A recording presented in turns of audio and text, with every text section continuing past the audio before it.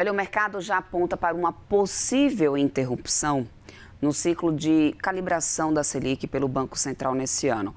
O Boletim Focus, divulgado nesta segunda-feira pelo Banco Central, mostrou que os analistas de mercado voltaram a elevar as suas projeções para a taxa básica de juros, que já chegam a 13,5% esse ano.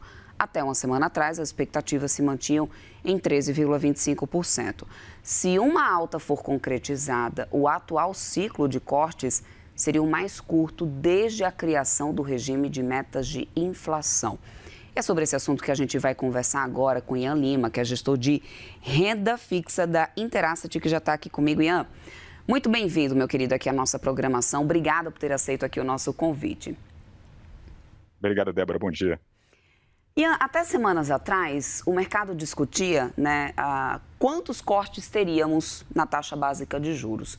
Antes da guerra, inclusive, a gente já tinha revisões no Boletim Focus para redução da taxa básica de juros, a expectativa de redução da taxa básica de juros esse ano, ou seja, com o mercado enxergando até mais espaço para cortes, cenário que mudou completamente depois que a gente teve a guerra acontecendo. O que mudou tão rapidamente na projeção dos investidores? Foi realmente esse cenário externo? É isso que tem pesado tanto para que a gente tenha agora o Boletim Focus voltando a subir projeção de juros para esse ano? Ou também existem questões domésticas que, ao seu ver, somando-se ao cenário externo, foi o que destravou aí esse gatilho de não muito otimismo para a Selic mais em 2026? Débora, acho que não é ou, é e, né? As duas coisas estão acontecendo simultaneamente, né? Separando ela para questões domésticas, o mercado, a gente tinha uma projeção, né, de crescimento, né, que a gente olha para um nível de aperto pelo atual estágio do ciclo, que era um processo de desaceleração de atividade econômica, né?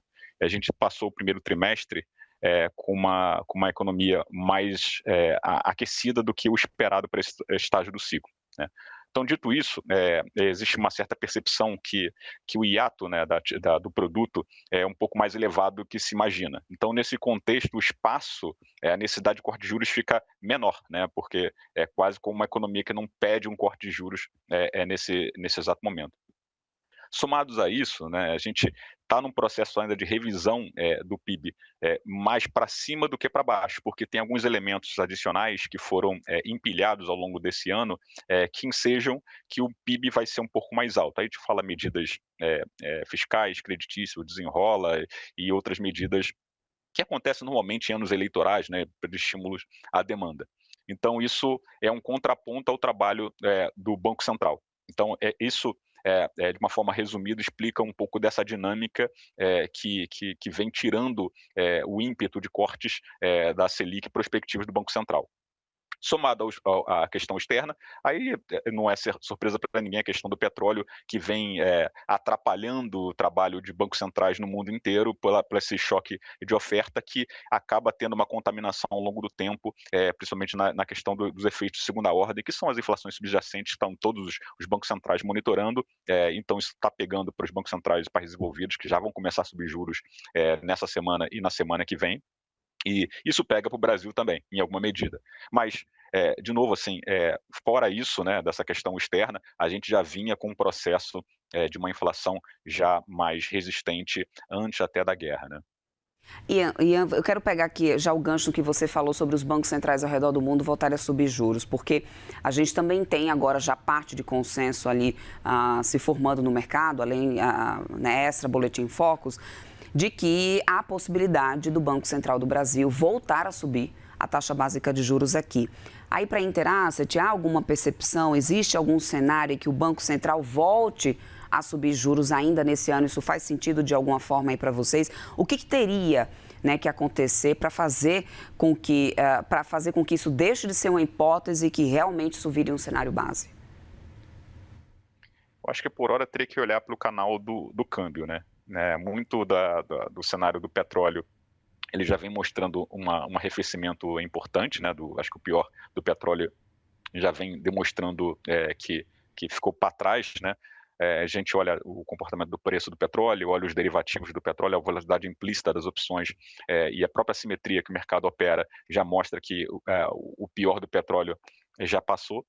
Aí vem um pouco do canal do câmbio, que vem piorando de uma forma lenta, mas vem piorando de uma forma, veio do 4,90 para o patamar do 5,20.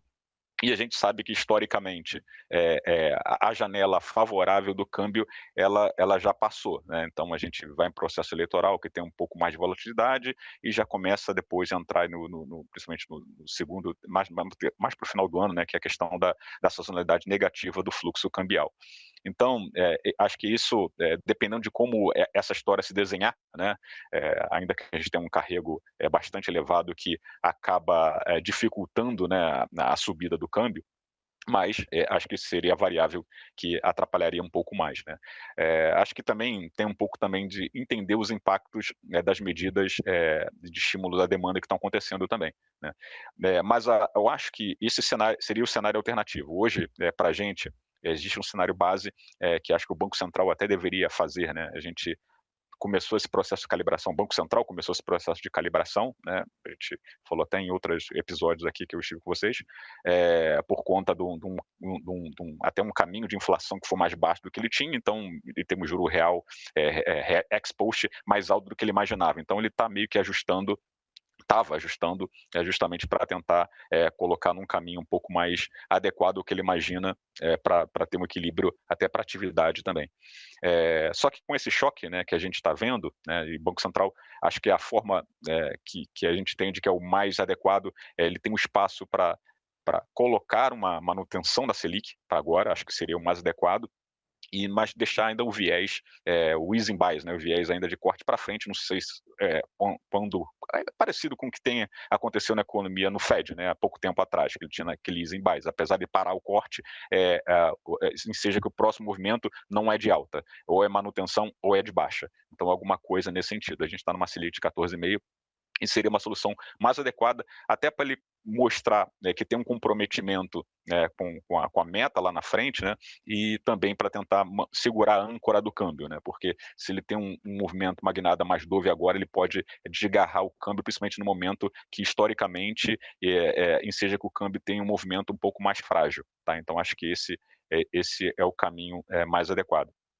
Ian, pensando especificamente em renda fixa, os investidores estão diante de uma oportunidade ou de uma armadilha, né? Em outras palavras, esses juros atualmente eles já embutem um prêmio de risco suficiente para compensar os riscos fiscais e externos que estão aí no horizonte? Olha, acho que sim, acho que a questão do risco fiscal não é algo novo, né, algo que já aparece já bastante, já há alguns anos, né, então a gente vinha com o processo de uma âncora que o mercado, a gente só sabe que a âncora ela não funciona conforme a correnteza vai se mexendo, né, a nossa âncora pode ser de madeira ou de ferro, né, se ela é de madeira ou de ferro, se não tem correnteza, parece que está segurando o navio, né, mas conforme as coisas começam a dar errado, a gente vê que precisa de realmente ter uma âncora mais forte, né.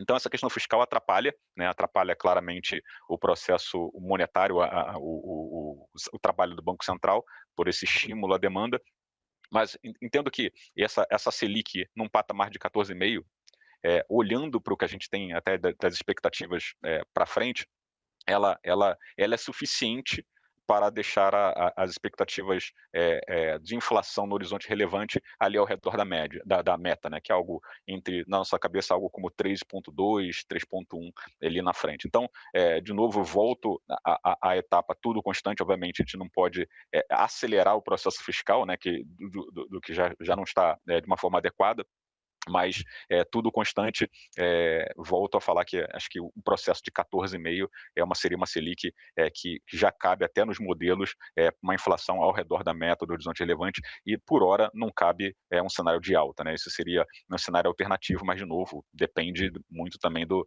futuro, né?